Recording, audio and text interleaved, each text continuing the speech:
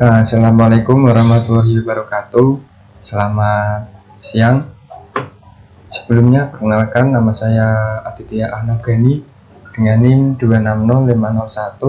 26050123130061 dari kelas Oceanografi B.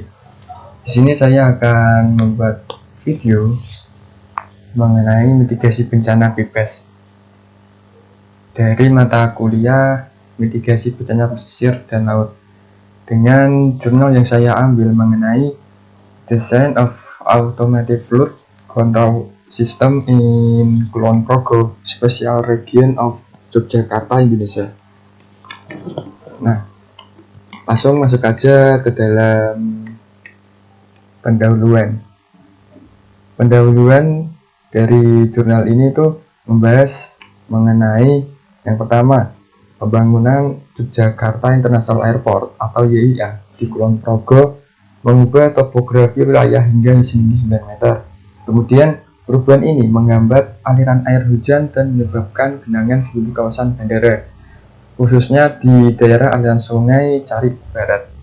Nah, lokasi bandara yang berada di dataran rendah dan dikelilingi tanggul sungai Bogowonto tidak memungkinkan drainase alami secara gravitasi. Lalu, sistem pengendalian banjir aktif berupa polder dengan pompa menjadi solusi utama untuk mengalirkan air ke sungai.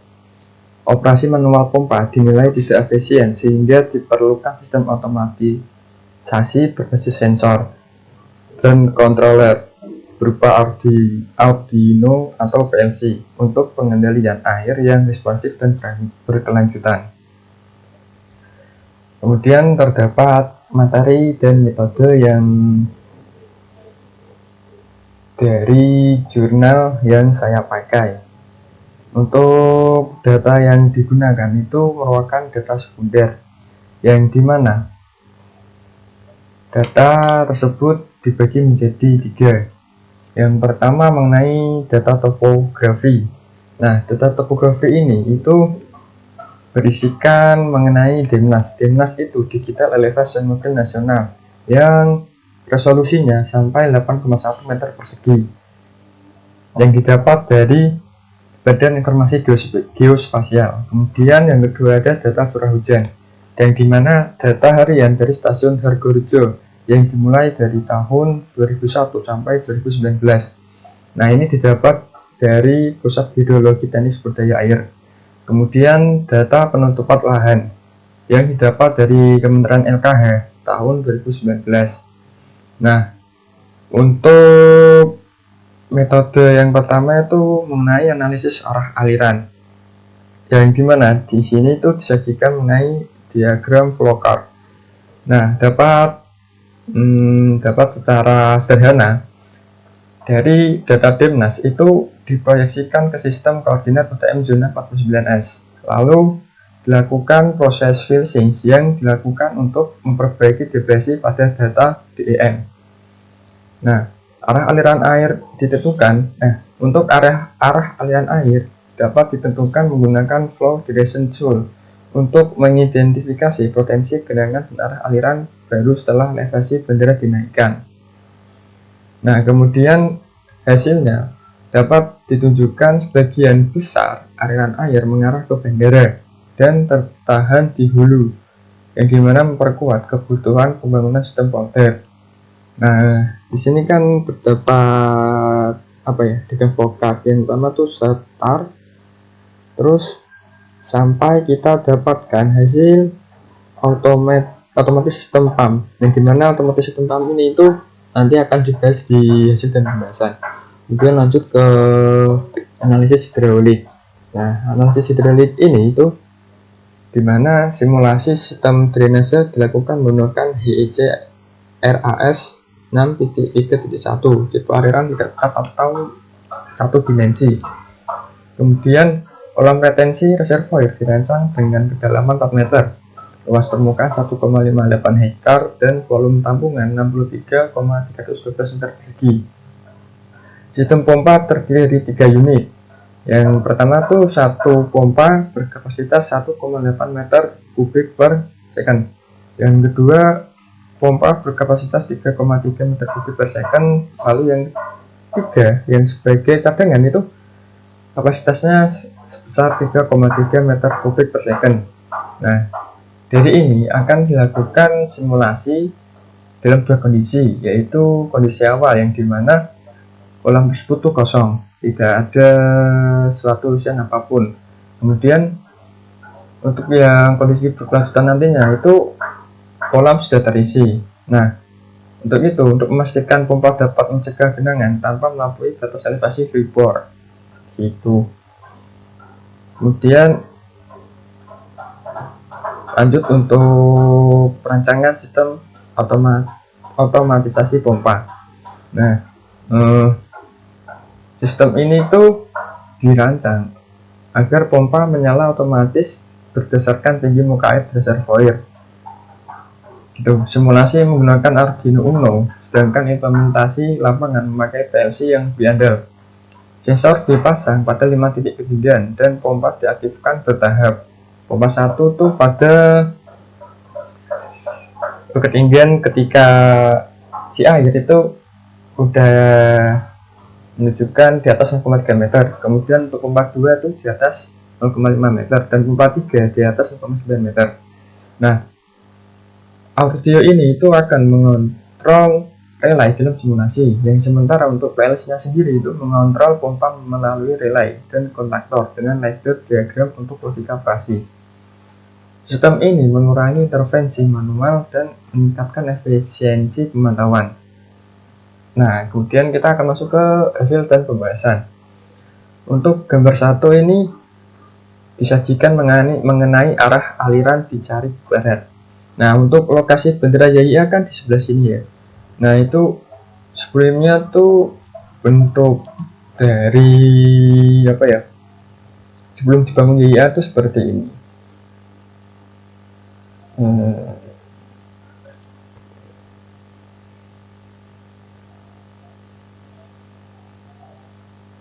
Nah, seperti ini.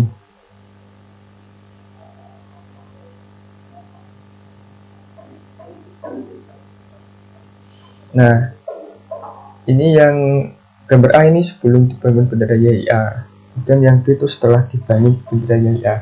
Yang dimana tuh apa ya? Di samping kanan kiri bendera YIA itu terdapat beberapa muara. Nah, mungkin dari muara ini tuh tidak bisa apa ya? Untuk pengeluaran airnya tuh tidak sesuai yang sebelum dibangun bendera YIA. Nah, dari akibat adanya bangunan YIA ini tuh bisa terjadi banjir.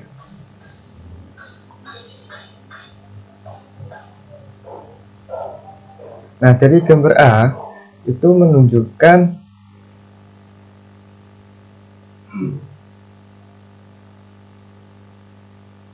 perubahan yang signifikan, yang dimana setelah pembangunan bendera, kenaikan elevasi tanah itu meningkat sampai 9 meter, menyebabkan perubahan aliran air. Nah, aliran air ini itu dimana sebagian besar mengarah kembali ke arah bendera, dan sebagian lainnya menjadi stagnan tanpa arah pasti. Hal ini menimbulkan potensi genangan karena aliran tidak lagi mengarah ke laut atau sungai terdekat. Kemudian untuk yang gambar 2 ini mengenai verifikasi dengan peta isohid R100 Kementerian PUPR. Nah, gambar 2 ini tuh menyajikan mengenai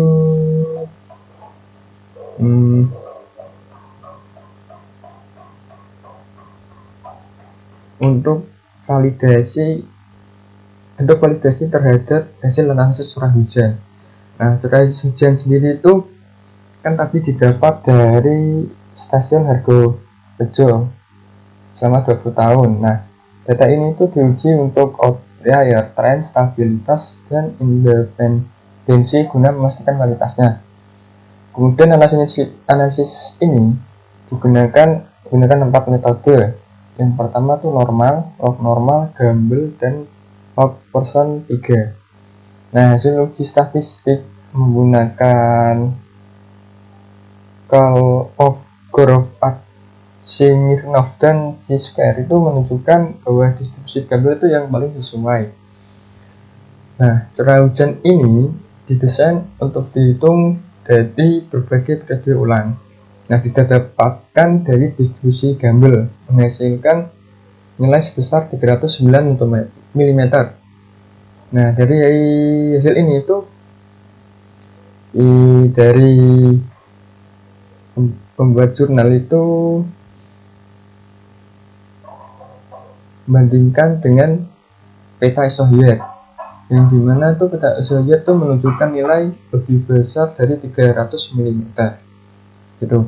Nah, kemudian ada yang disajikan tuh dari gambar 3 mengenai desain hydrograph debit banjir menggunakan metode rasional.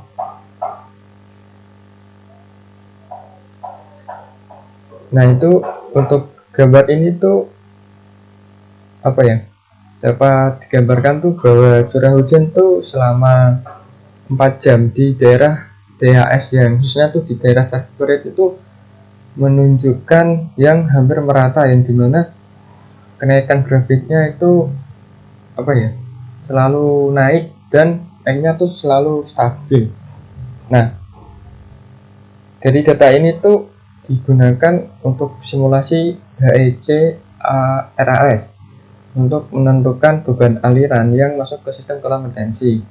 Nah, untuk yang spesifikasinya tuh dari jurnal yang saya baca tuh untuk kedalaman kolamnya tuh 4 meter dan luas permukaan kolam tuh 1,8 hektar dan volume tampungan total tuh sebesar 63.312 mm kubik. Dan untuk elevasi dasarnya itu sebesar negatif 1 meter. Kemudian batas maksimum elevasi air itu mencapai di atas 2,69 meter. Kemudian untuk rencana lokasi reservoir atau waduknya. Nah, untuk yang lokasi kolam, maksudnya buat waduknya, lokasi waduk tuh buat kolam retensinya itu dimana dipilih dari lahan kosong sebesar dengan elevasi penguatannya tuh selebar 3 meter. Kemudian kolam dirancang dengan kedalaman 4 meter. Nah, lalu luas permukaan tuh 1,8. Nah, ini. Kemudian volume totalnya sebesar ini. Nah, dari spesifikasi kolam ini tuh maka dapat dihasilkan sistem powder dari 3 pompa, yaitu pompa 1 1,8 meter kubik per second, dan pompa 2 3,3 meter kubik per second, dan pompa 3 itu sebesar sama 3,3 meter kubik per second, dan sama tuh yang pompa cadangan. Nah, untuk selanjutnya untuk yang simulasi HEC RAS tadi itu kondisi awal kan, untuk yang pertama untuk metode yang saya pakai itu kolam dalam keadaan kosong, dimana itu untuk ketinggian airnya tuh minus 1 meter. Nah, untuk yang berkelanjutan itu dimana kolam tersebut tuh udah terisi air di atas 1 meter. Dan lanjut untuk yang diagram hydrograph reservoir atau hydrograph waduk. Nah, gambar 5 ini tuh apa ya, ditujukan untuk debit masuk dan keluar kolam selama peristiwa hujan.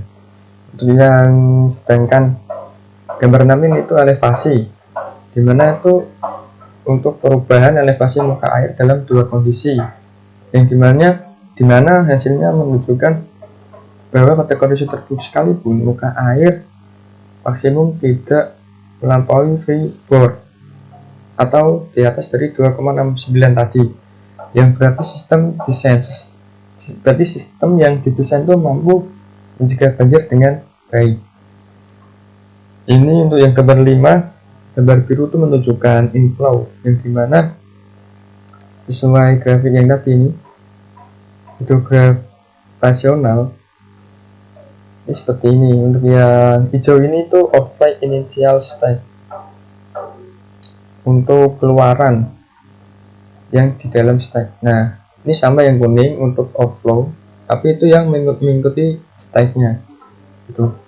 Dan lanjut untuk yang diagram sistem dari pompa tersebut, dimana sistem ini tuh menggunakan desain DR dan O, yang dimana tuh sebagai landasan untuk menentukan tujuan desain dan mengidentifikasi fitur-fitur yang diperlukan untuk produk atau sistem.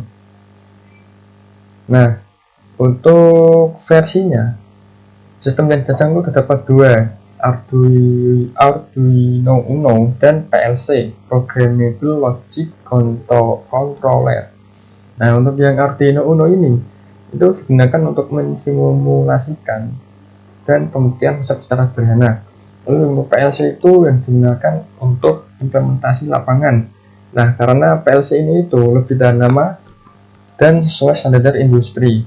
Karena itu kan di waktu tersebut kan dalam skala besar, karena untuk yang dibutuhkan itu yang tahan lama. Untuk yang diagram pengkabelannya sendiri untuk yang Arduino itu seperti ini, jadi warna merah, terus untuk yang ini terus ada kayak chipnya yang mengatur beberapa ketinggian air untuk memompa agar tidak terjadi banjir.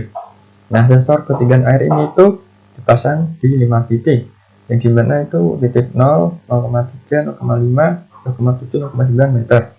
Nah, sensor ini itu mengirimkan sinyal ke controller yang untuk mengaktifkan atau menonaktifkan pompa secara bertahap, seperti diagram ini ya.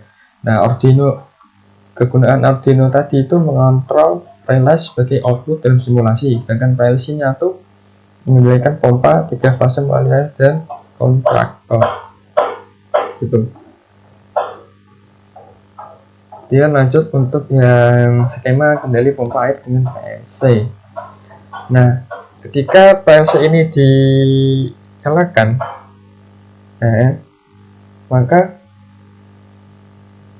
dari sensor yang dikeluarkan itu akan menyala, yang dimana seperti yang saya jelaskan tadi itu, jika ketinggian air di batas tuh sensor tersebut tuh akan menyala secara otomatis, dan bila di bawah nilai batas itu akan mati otomatis. Nah, untuk yang gambar 9 ini tuh juga untuk mengendalikan motor pompa di 3 fase. Nah, untuk yang pompanya itu pompa 1, 2, dan 3, yang dimana untuk diagram ledgernya itu seperti gambar ini. Nah, ini akan disesuaikan dengan bentuk dari PLC-nya sesuai dengan masing-masing pompanya. Nah, untuk logika sederhananya tuh pompa ini itu sesuai kerjanya masing-masing. Untuk pompa 1 tuh di ketinggian berapa, pompa 2 tuh di ketinggian berapa, dan pompa 3 tuh di ketinggian berapa, yang mana tuh semua pompa ini tuh berbasis level air. Nah, untuk yang selanjutnya tuh mengenai perbandingan antara manual dan otomatis, yang dimana efektivitas sistem otomasi diuji melalui simulasi dan perbandingan dengan sistem manual. Nah, hasilnya itu menunjukkan bahwa sistem otomatis lebih efisien dalam pengoperasian, meminimalkan keterlibatan manusia, dan dapat dipantau jarak jauh. Sistem ini itu juga mampu merespon lebih cepat terhadap perubahan kondisi muka air, serta mampu bekerja dalam jangka panjang dengan lebih stabil. Gitu. Nah, kemudian masuk ke dalam kesimpulan.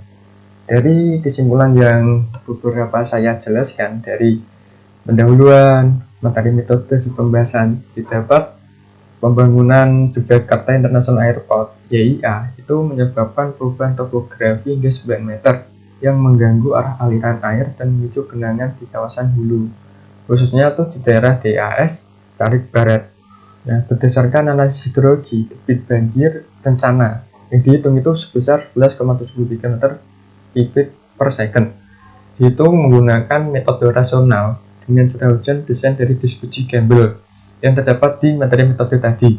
Untuk mengatasi genangan ini tuh dirancang berupa sistem polder, yaitu berupa kolam retensi atau kolam resapan berkapasitas 63.312 meter kubik dengan 3 pompa utama dan 1 cadangan. Kemudian pompa ini tuh dikendalikan secara otomatis berdasarkan tinggi muka air tersebut. Nah, kemudian simulasi ini tuh disimulasikan melalui HEC RAS yang menunjukkan bahwa sistem ini tuh mampu mengalirkan air tanpa melampaui batas freeboard. Kemudian sistem otomatisasi menggunakan Arduino ini tuh sebagai untuk prototipe, kemudian PLC-nya itu sebagai implementasi lapangan. Yang terkutip tuh meningkatkan efisiensi operasional, mengurangi intervensi manusia serta memungkinkan pemantauan jarak jauh sehingga efektif mengatasi potensi banjir di kawasan YIA gitu. Nah, untuk daftar pustaka yang saya gunakan tuh dari Hadi Widiawan di tahun 2024 dari penerbitnya tuh Result in Engineering. Oke, terima kasih. Untuk pemaparan dari saya sendiri, apabila terdapat kekurangan dalam penjelasan maupun ketidakjelasan dalam penyampaian, saya mohon maaf. Cukup sekian dan terima kasih. Wabillahi taufiq wal hidayah. Wassalamualaikum warahmatullahi wabarakatuh.